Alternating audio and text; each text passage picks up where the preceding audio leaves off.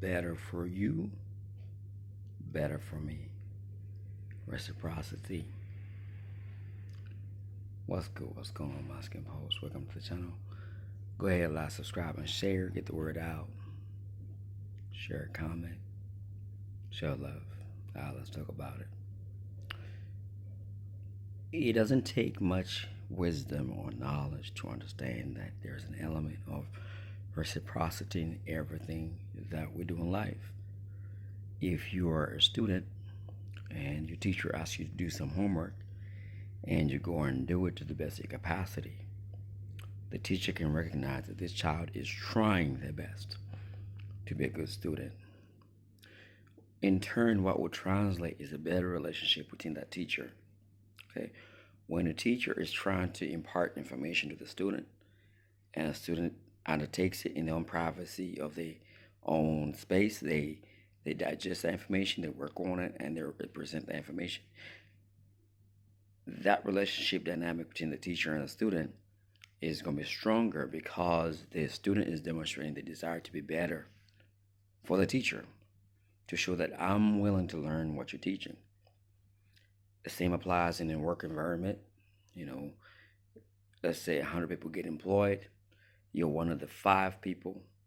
You want to take the company protocols and the things that the company desires, and you work on yourself and present yourself to the managerial staff that you're cut above the rest. It strengthens the relationship in that company. We ought to understand that the principles applies with children. If I have 5 children, which I don't, and 1 or 2 of them decide, we want to really make this man proud. So whenever I come home, they're demonstrating that they did everything that I requested them, and they're doing to the best of their ability. It strengthens the relationship. We live in a world where men often, majority of them, there's a few that don't understand this. That's why you hear, if you look at the music scene in the 70s, 80s, 90s, there was men proposing words of poetry and music.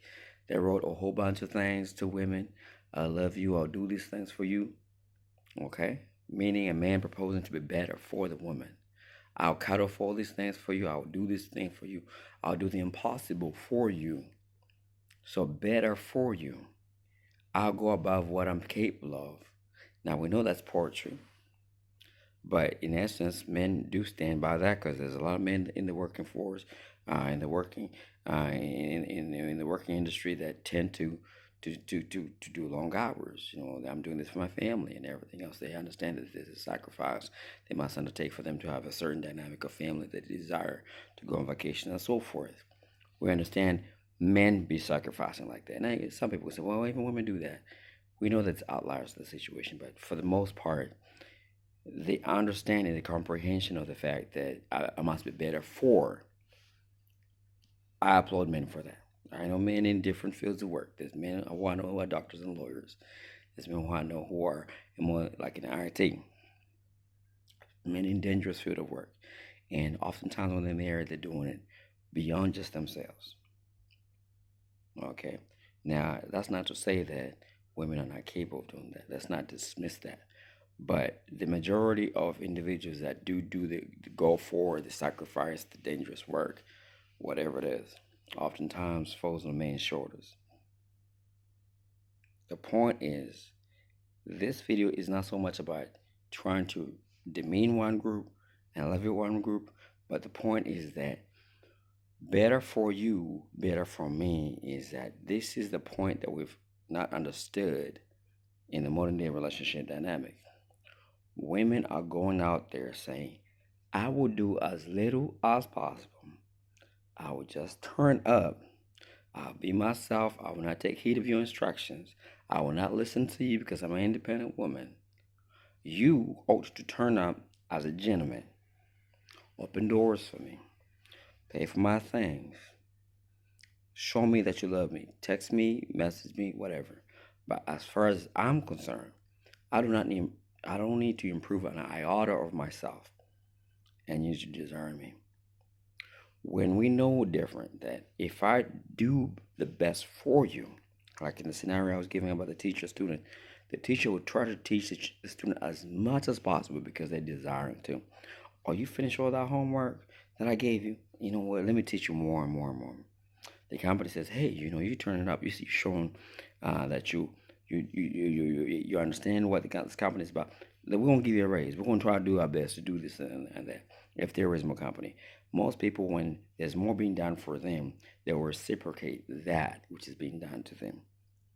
It elevates the individual. It will elevate the group that's being things that are being done to, like the teacher. Obviously, she presents at school.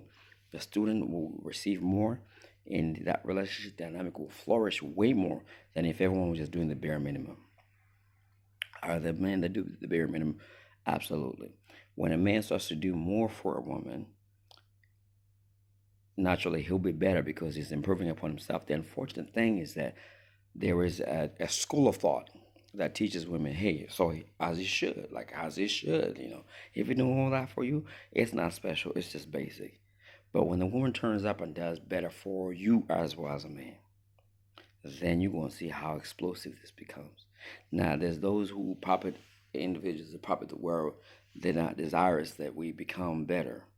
So they coach women, who are more easily influenced because they're more emotional. And so you don't gotta do nothing for any man, and there's individuals that's like Sheer Seven who teach women to be bad, basically. Let's call it what it is. To be bad and not be good enough for a man, but just to be good enough to be a whore, you know. But when you're better for somebody who values you, they're gonna be better for you. And when that happens, that bond is so strong because that person knows innately in their psyche that this person has got me. It's when there's insecurities, when a man don't trust his woman, the hell, is she cheating on me? Is she being, she's misusing our resources? She doesn't care about me. She's only here for that. That's when people do not build strong bonds. Because when I'm doing better for somebody who values me in the same capacity as I value them, naturally that thing is gonna be strong. The bond is gonna be strong. The community is gonna be strong because communities are made of relationships. So the two men and women is gonna be strong, and then the community is gonna be strong if individuals are following that protocol, following that structure, and we're gonna have a strong environment around us. Better for you, better for me. It brings about reciprocity. But when you have one group of people being taught, hey, just take him for what he's worth, it don't matter if you're doing one of the things that's the bare minimum, then you're gonna have jaded people. So there are people that are doing better for the individual. Like, what am I doing all this for? What's the value in it? Clearly I'm not appreciated. And that's what women are being taught to do to men who are doing good for them. So I know that there's those who reciprocate and everything, so I'm not trying to down those, but same thing goes for the men. Better for, provided the environment is right and the individual is right that you're doing for. Better for you, better for me. That's this really the code. It's basic. We see it in a school environment, like I gave the example of, and we see it in a work environment.